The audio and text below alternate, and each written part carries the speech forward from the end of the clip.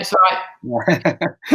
I think, there we go. Brilliant. Right, we're up and running. Yeah. We're doing something, I don't know what. Right. Welcome, Jack. Thank you very much for agreeing to do this interview for our business, which I am confident will be a brilliant example of both my technical capability and your open and honest approach to life. So for those of you that aren't familiar with Jack, and I refuse to believe that anybody in the business is not, but just in case you've newly joined, Jack is our agency account director, working within our digital display teams in automotive, with specific responsibility for the VW group. But as those of you that work with Jack will know, that he has involvement in all kinds of things outside of that core brief. He is also, and I hope if you've read the link or our weekly newsletters, you will have spotted this, the newly announced AOP Salesperson of the Year, which is amazing by any standards. We've never had one of those. In fact, until last week, we'd never had an AOP award before, because not only did Jack win that, but of course our studio team picked up Best Commercial Partnership, which is also brilliant. So fantastic to everyone involved there. On top of Jack's day job, although I think you would argue, and I would argue, this is part of the day job these days, Jack is also a member of Haymarket's neuro-diversity group, which is one of the 3 groups that we run currently as part of our diversity and initiative programme. And Jack is a very active member of that group, which is absolutely brilliant. He's also a mental health champion and has been hugely open about his own personal mental health journey, which, you know, in Jack's words, has been a lifelong journey. But what we're going to kind of talk about today are really the last few years, particularly the last few years at Haymarket, because we thought it would be helpful for some of you guys to hear about Jack's personal experience. So you have been really open. I've said open multiple times now, but I think that's the fairest description, really. You've been really open, about some of the challenges that you faced with your mental health. So thank you for that. For colleagues who are not familiar with your story, could you tell us a little bit about them? Absolutely, sure. Because we're focusing on the last couple of years, I'll do the other bit in a real whistle-stop tour. I mean, for me, you know, I'm 37 years old. I think that's an important fact in this because, and being a man as well, because there's all that sort of stuff talking about mental health and men. It's a well dragged out cliche, I think. Quite a lot of it's true. So for me, you know, I've been in media sales for a long time, you know, collectively about 15 years. And in the early days, it was difficult to come forward about anything like this. As you can imagine, I used to have incredible battle axe managers who would, you know, whip your chair away if you hadn't done a certain call time, or, you know, shout at you if you hadn't done this. It was like, you know, call for your supper sort of thing. So you can imagine that sort of environment is not conducive to admitting vulnerabilities. I think there was a time about 10 years ago where it came to a head. I was suffering and I couldn't quite get out, and we'll get into the diagnosis stuff. Get out what I was feeling and why I was so anxious. Everything was driven by fear, and it, you know, basically had a bit of a mini breakdown at work. I couldn't have anyone to talk to, so I spoke to my boss, who was a very strong-willed Italian lady, Simona, who I'm very good friends with today, but is someone who didn't take any vulnerabilities. And I had to explain to her that I don't know what's wrong and there's no physical symptoms, but I have to go home. And she went, absolutely, she's understanding. So that was the beginning. That's an important beginning, because that was I had to go through what felt like a heat shield to get to that point. And since then, has been a huge journey. You know, I decided from that point I was going to properly look into what was wrong, why I don't seem to be able to let things go, or stop overthinking, or anxiously go through every possible scenario, catastrophize, all the rest of it. But very good with detail, and then very bad with detail at the same time. It's on and off. It's very stressful. So I spoke to my doctor several times. You know, this is not in any way a knock at our wonderful NHS, by the way, so please don't take that. And, you know, I think they're excellent and we're very lucky. What they can't treat because of money and resources is the more specialist individual diagnoses. And I was put on antidepressants and various things like that. I was diagnosed with depression, diagnosed with anxiety disorder, diagnosed with panic disorder, diagnosed with a myriad of things. And you know, it came right up to the point where about 2 years ago, at Haymarket, I was approaching another one of what I was calling to myself a bit of a burnout moment, and my teammates will laugh at this still to this day, and so they should. What I was calling a head cold, and that was my code word for covering up basically not being able to potentially come into the office that day, but still be able to work, but not be able to communicate, or showing some signs of tics or stress or whatever. That all had to come to the fore. I was having panic attacks again. Nothing particularly was causing it, as those of you who know, who have certain diagnoses, and I'm coming to mine in a minute. It's an important part of that journey. And so I spoke to Chris, my line manager, Chris Daniels, who is just, you know, a very understanding, compassionate individual anyway. And, you know, has been brilliant for me in this journey. I know a lot of you might laugh when you hear that, because he comes across like a battle axe and he's got this exterior of that. But actually, the man is a great listener.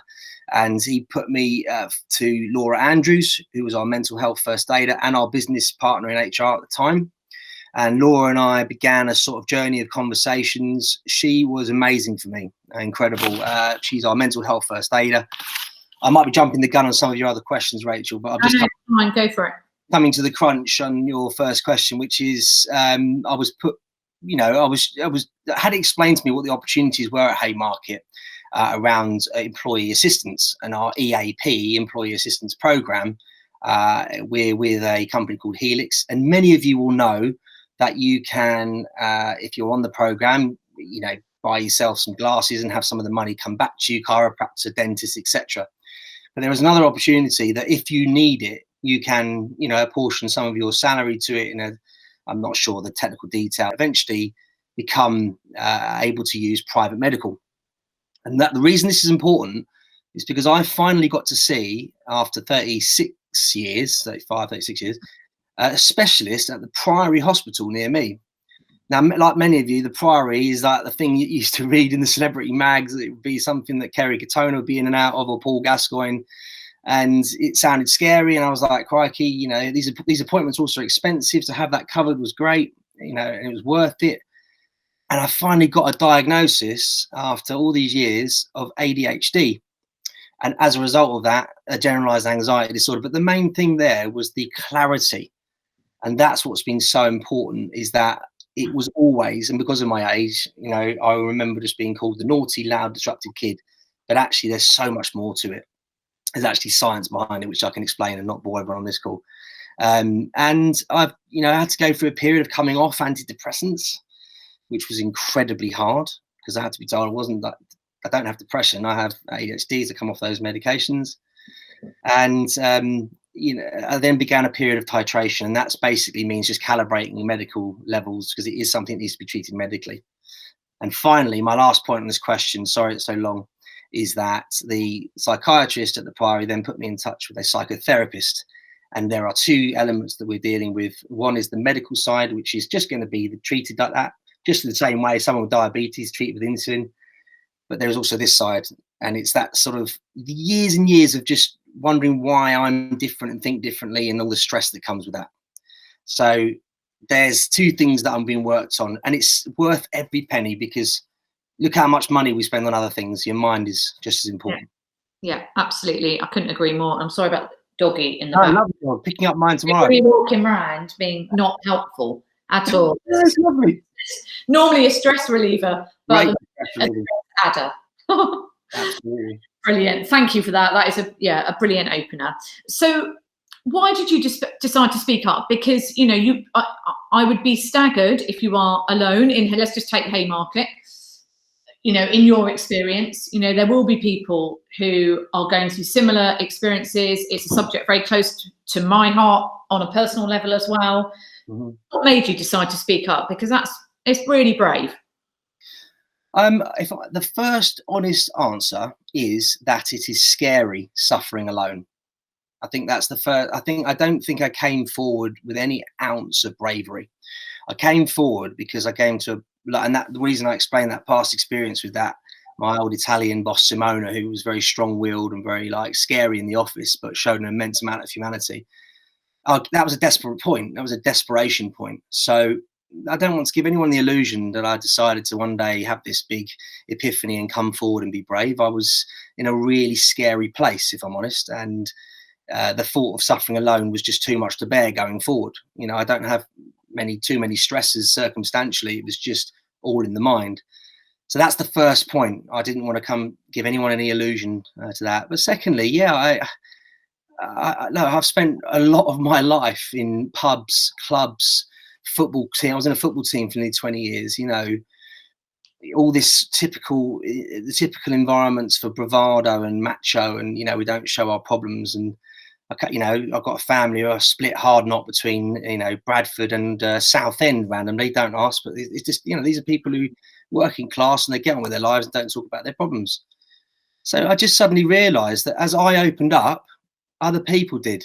And I wonder if I've gone for a little heat shield for one or two friends, that it was painful for me, but I wonder now people are coming forward, and I think that's nothing to do with me and my efforts. I just think at some point or another, it was going to come to the fore. I'm just happy to be part of it, really. Okay, thank you.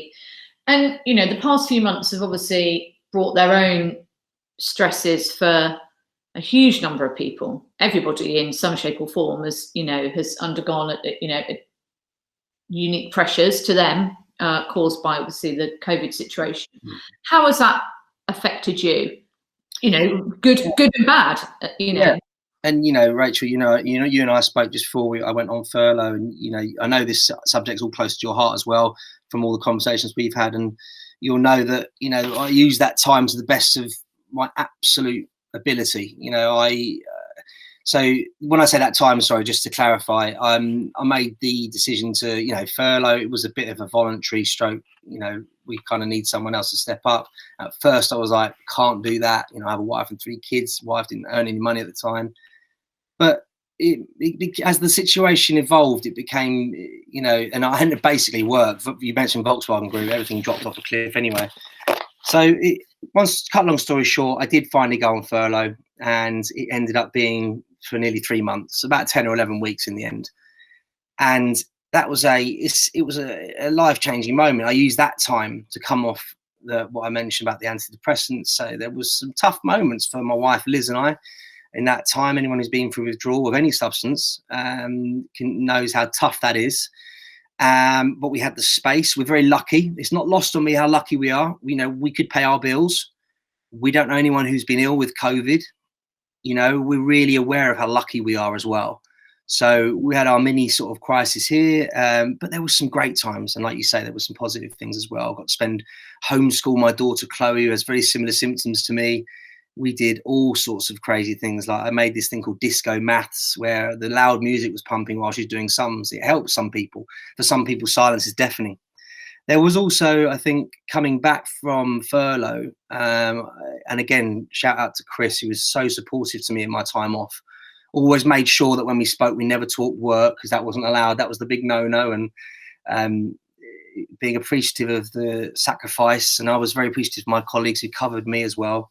But on return, it was tough. You know, and it was going to be tough anyway. It doesn't matter where you were, who you work for. But that, for me, my strength is in meeting people and body language and the warmth and all of that through a screen. There is a void, and I'm sure everyone knows what I'm talking about here. That meeting, you're in depth, you're in there, you're engaging, and then suddenly it goes silent. You close your laptop down or shut the meeting off, and it's a vacuum. And that's been really tough, really tough. Big anxiety stressor. So yeah, big explosion of stress on the first month of return, but it was great. All that, some great results came as a result of that, and we've really pulled it round. And then, yeah, like you say, that award win was, I credit that to so many people last week, you know, and I really, really mean that. It's it's one for all of us, that. Brilliant. Thank you so much. Look, I'm a little bit conscious of time. We're trying to sandwich us in amongst goodness knows what else we will have seen in this town hall. But it'd be brilliant as a wrap up to say, if it's possible, what's the sort of one line of advice you would give to anyone with whom your story resonates? And I've no doubt it will have resonated with a lot of people. The short version is don't give up. That I just can't get almost emotional saying that, because you know, it took me years to get to this point, and it's tough. You sometimes meet closed doors, quite often, more often than not. But believe me, and I'm not saying I'm any, you know, lots has been resolved for me, but a lot hasn't, and that will be forever, because that's what neurological disorders are about. And I'm happy to explain to anyone who wants to drop in. If I've got time, I'll give you a bit more information on detail. But the advice is, don't give up. You know, if one doctor doesn't quite give you the answer you want, it's not bad to go and ask another opinion, and even a third or a fourth. And then after that, look what we have at Haymarket, you know. And if you're worried about spending money on it, I'll just probe at how much you spend on clothes or computer games. And then if your mind is just as important, if not more, it's just stuff like that. You know, and don't give up, and come and talk to me if you want. Brilliant. Brilliant. Thank you. That is fantastic. I hope that has been helpful for lots of you listening today. I am sure that Jack is, as you said at the end there, happy to talk to anybody. We have, of course, got the neurodiversity group. I would massively encourage you to get involved with that. You don't have to talk in it. You can sit there quietly and just listen. There are lots of initiatives already underway coming out of that group, as there are out of the other D&I groups, Origins and Balance as well. So take the opportunity to get involved, please. And if you've got any questions specifically around that employee assistance program that Jack has referenced, then HR are happy to answer questions, your line manager, Jack, or myself. So if anything isn't clear, then drop us a note and we will endeavour to bring clarity. Thank you, everybody, for listening, and back to the rest of the town hall. Cheers. And thanks, Jack. We're still recording, but I'll somehow find a way to edit that. How do I say? No worries.